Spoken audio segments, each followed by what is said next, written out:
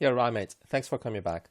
Today we are going to discuss a very important issue of EU law, namely preliminary ruling in the sense of Article 267 of the TFEU. In order to make sure that you don't miss out any of my new videos, please kindly subscribe to my channel. Thank you very much. Article 267 of the TFEU. The Court of Justice of the European Union shall have jurisdiction to give preliminary rulings concerning the interpretations of the treaties, the validity and the interpretations of acts of the institutions, bodies, offices, or agencies of the Union. Where such a question is raised before any court or tribunal of a member state, that court or tribunal may, if it considers that the decision on the question is necessary to enable it to give judgment, request the court to give a ruling thereon. Where any such a question is raised in a case pending before a court or tribunal of a member state, against whose decision there is no judicial remedy under national law, that court or tribunal shall bring the matter before the court. It is a mouthful, so let me break this down for you. What's the objective of this provision? The purpose of Article 267 of the TFEU is to ensure the utmost uniformity in the application of union law across the entire territory of the European Union. The preliminary rulings are an effective instrument of a cooperation between the Court of Justice and the national courts, by means of which the court provides the national courts with the points of interpretation of union law which the national courts need to decide the disputes before them. Let me clarify this through giving you a quick example. According to the EU Directive 2004/38, an elderly parent who is not an EU citizen him or herself can be allowed to live together with his or her adult EU child in an EU member state. However, Article 22, subparagraph D of the directive says that such a parent needs to be financially dependent, while the directive itself does not explain what financial dependency means. Therefore, in 2004, the Swedish Immigration Council referred a case to the European Court of Justice, asking the Court of Justice to explain the term financial dependency. On the 9th of January 2007, the Grand Chamber gave its judgment in the JIA case. Now across the 27 EU member states, there is some sort of uniform interpretation of the terminology of financial dependency. Nevertheless, the judgment itself is still up for debate. As a result, there is a plethora of interpretations of the JIA judgment among the member states themselves. Well, that's a topic for another video. I hope that this example gives you an idea about what a preliminary ruling does. Now, let's delve a little bit deeper into the technical sides of Article 267 of the TFEU. Let's do it in the form of questions and answers. The first question that you can potentially encounter on an EU law exam: which national court or tribunal can ask for a preliminary ruling? Article 267 is framed in terms of courts or tribunals of a member state, which may or must make reference. It is for the European Court of Justice to decide whether a body is a court or tribunal for these purposes, and the national label itself is not concluding. In its established case law, the European Court has adopted a number of factors that it takes into account. In order to make it easier for you to remember, I call it the I-CLIPE method. My video editor, Jack, is from Scotland. He told me that in Scotland, to clipe on someone means to tell on them or grass them up, usually to a teacher. Those who indulge in the acts of cliping on someone are often referred to simply as a clipe. So, which national court or tribunal can clipe on their own government and state in front of the European Court of Justice? Well, let's have a look. I stands for whether the national body is independent. C, whether its jurisdiction is compulsory.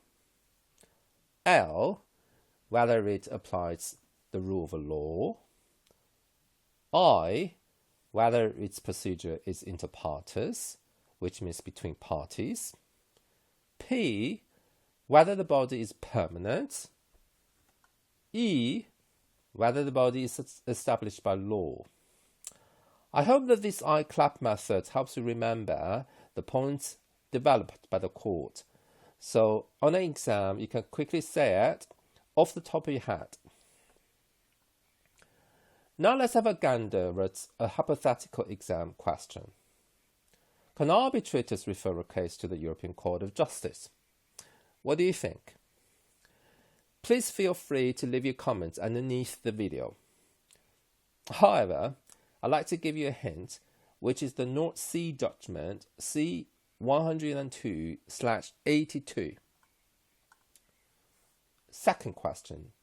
In which types of procedures can a preliminary ruling be requested? The answer is, in all types of legal proceedings, a national court or tribunal can request a preliminary ruling.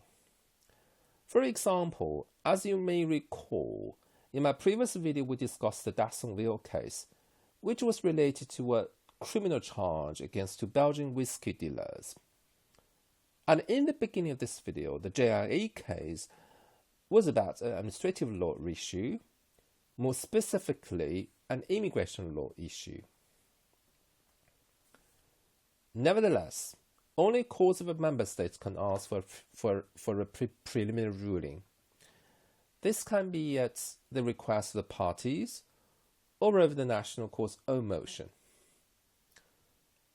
Article 267 of the TFEU confers the right on every court or tribunal of a member state to ask for a preliminary ruling, while the national procedure rules may not discourage a court from doing so. The third question is, can national courts be prevented by national laws from referring questions to the Court of Justice? The procedural rules across the member states may be different. However, the national procedural rules may not impede a national court or tribunal from referring a question to the European Court of Justice. Some EU countries have their own constitutional court, such as Bundesverfassungsgericht in Germany and the Grondwettelijke in Belgium. As you may recall, in the Costa and L case, Mr. Flamino Costa's first claim was referred to the Italian Constitutional Court. The Italian Constitutional Court gave a judgment saying that a later Italian law prevailed over community law. Nevertheless, despite this judgment given by the Italian Constitutional Court, an Italian judge referred Mr. Flamino Costa's second claim of identical nature to the European Court of Justice. On the 22nd of June 2010, in the Malki Abdelli case, the European Court of Justice provided clarity on this fundamental issue. The European Court says, a national law that prevents a court or a tribunal from referring a question to the European Court of Justice is in contravention of Article 267 of the TFEU, when it is not permitted to refer a question to the European Court of Justice both before the submission of a question to the National Constitutional Court and after the decision of the National Constitutional Court.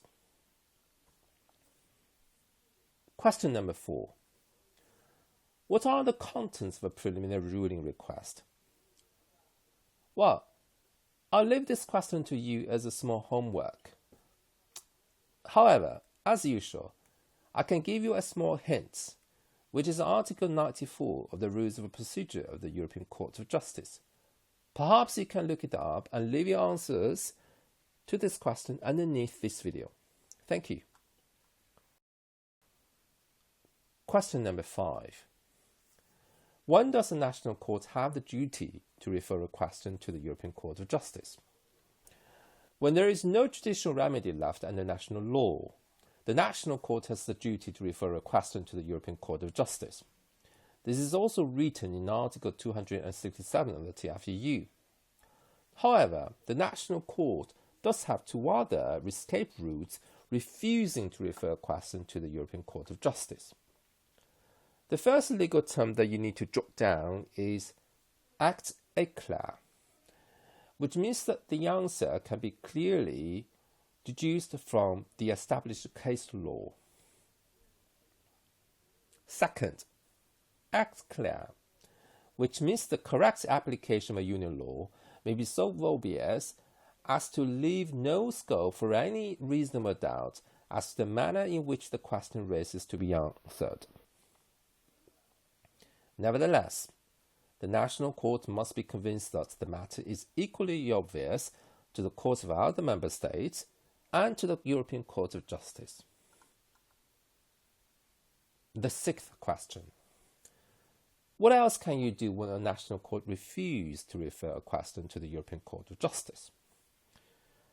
If a national court refuses to refer a question, and then there is no remedy left under national law, it can consider filing a complaint with the European Commission, filing an action of damage, or perhaps bringing a claim in front of the European Court of Human Rights in Strasbourg, France, when there is a breach of a specific human rights provision.